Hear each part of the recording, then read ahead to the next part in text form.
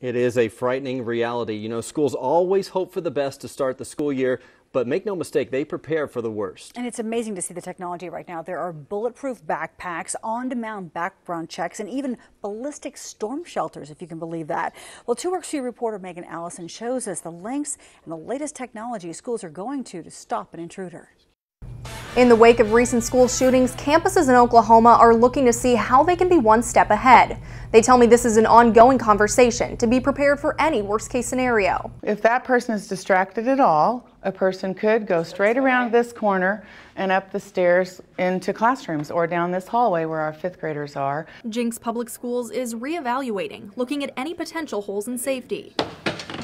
They installed a second set of doors on every campus this summer, preventing people from walking inside unnoticed. We'll have kids that if they see somebody on campus that they don't know, they tend to have a reaction because they've seen the news. So I think that may be one of the biggest advantages that isn't the one we first think of, and that's the emotional security of our kiddos.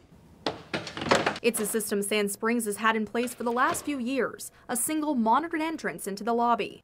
And you'll want to get right under the cross, yeah. Once inside, both schools rely on Lobby Guard. The program scans a visitor's driver's license, running an immediate background check.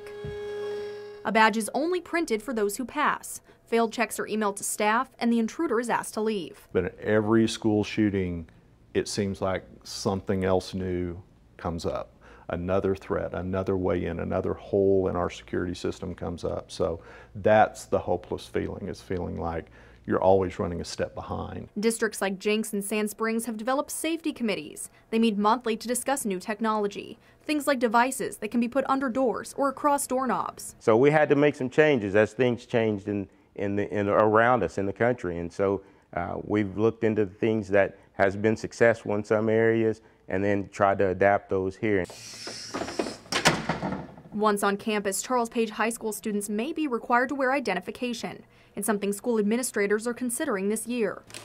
In the meantime, Sand Springs is launching a new app this year called Crisis Go. It sends push alerts to staff during an incident, and teachers will also be able to access a student roster. In addition, the app has a 911 button to contact police. As they wait for officers to arrive, schools like Charles Page rely on more than 60 security cameras, monitored constantly in the assistant principal's office. Osage Hills Public Schools is taking safety one step further. This year, a ballistic shelter was installed in every classroom, 13 in total.